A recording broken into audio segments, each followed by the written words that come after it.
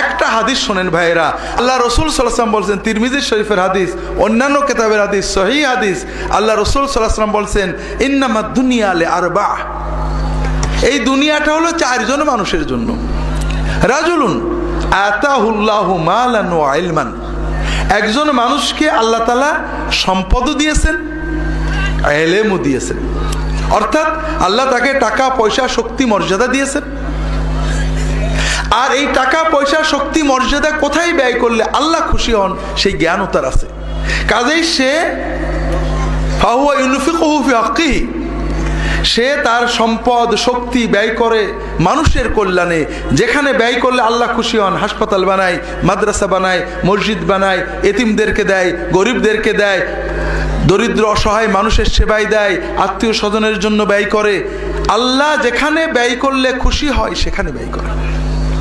এই লোকটা সওয়াব পাচ্ছে না গুনাহ পাচ্ছে? ওয়ারাজুলুন আতাহুল্লাহু ইলমান ওয়া লাম ইউতিহি মালান, আর একজন মানুষকে আল্লাহ জ্ঞান দিয়েছেন কিন্তু টাকা পয়সা সম্পদ দেননি। তার জ্ঞান আছে যে হাসপাতাল বানালে, গরিবদেরকে টাকা দিলে, শীতার্তকে কম্বল দিলে, অসহায়কে সাহায্য করলে, মাদ্রাসা বানালে, মানুষের কল্যাণে ব্যয় করলে, মানুষের বিপদে পাশে দাঁড়ালে আল্লাহ খুশি হয়, খুব জানে। কিন্তু ক্ষমতা নেই, টাকা নেই। সে বলে, আল্লাহ ওই ব্যক্তির মতো টাকা সম্পদ যদি আমি পাইতাম, আল্লাহ আমি মানুষের পাশে দাঁড়াতাম, আমার টাকা দিয়ে আমি হাসপাতাল বানিয়ে দিতাম, মাদ্রাসা বানিয়ে দিতাম, ওই গরিবদের পড়াশোনার ব্যবস্থা করতাম, অসহায়দের বৃত্তি দিয়ে দিতাম, আলেমদেরকে সহযোগিতা করতাম। খুব ইচ্ছা তার, প্রচন্ড ইচ্ছা, দৃঢ় ইচ্ছা, স্থির সিদ্ধান্ত, টাকা পেলেই ভালো কাজ করবে। আল্লাহ রসুল সাল্লাল্লাহু আলাইহি ওয়াসাল্লাম বলছেন যে ওই ব্যক্তি, প্রথম ব্যক্তি টাকা ব্যয় করে ভালো কাজ করে যে সওয়াব পাচ্ছে, দ্বিতীয় ব্যক্তি কোনো টাকা ব্যয় না করে, কোনো কাজ না করে, শুধু মনের দৃঢ় উদ্দেশ্য, ইচ্ছা, নিয়ত, বাসনার কারণে সমান সওয়াব লাভ করছে। আল্লাহু আকবার।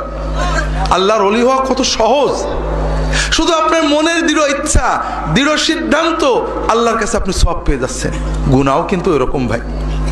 আল্লাহ রাসূল সাল্লাল্লাহু আলাইহি ওয়াসাল্লাম বলছেন, রাজুলুন আতাহুল্লাহু মালান ওয়া লাম ইউতিহি ইলমান, আরেকজনকে আল্লাহ সম্পদ দিয়েছেন, দুর্ভাগ্য সম্পদ কোথায় ব্যয় করলে আল্লাহ খুশি হন জানে না। ফাহুয়া ইয়াখবিতু ফীহি, তার টাকা, তার শক্তি, সম্পদ অন্যায় করে, জুলুম করে, অন্যায় বিচার করে, সিনেমা হল বানায়, যাত্রা নিয়ে আসে, সার্কাস নিয়ে আসে, যুবকদেরকে মদ খাওয়া শিখায়, মাদকতা শিখায়, দল ভারী করার চেষ্টা করে, মানুষের ভিতরে অশ্লীলতা, বেহায়াপনা প্রসার করে, মানুষের কল্যাণে ব্যয় করে না।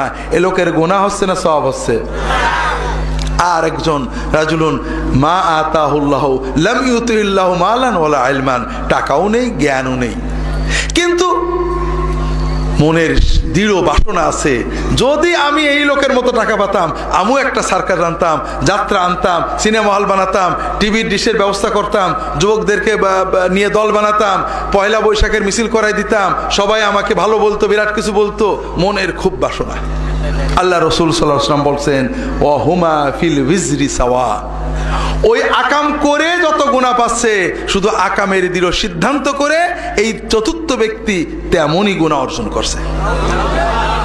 কাজেই ভাইরা, দুনিয়ার বিচারে কর্ম, শুধু কর্মই দেখে মানুষ, আর আল্লাহ কর্ম দেখেন, কিন্তু মনটাই সবচেয়ে বড়।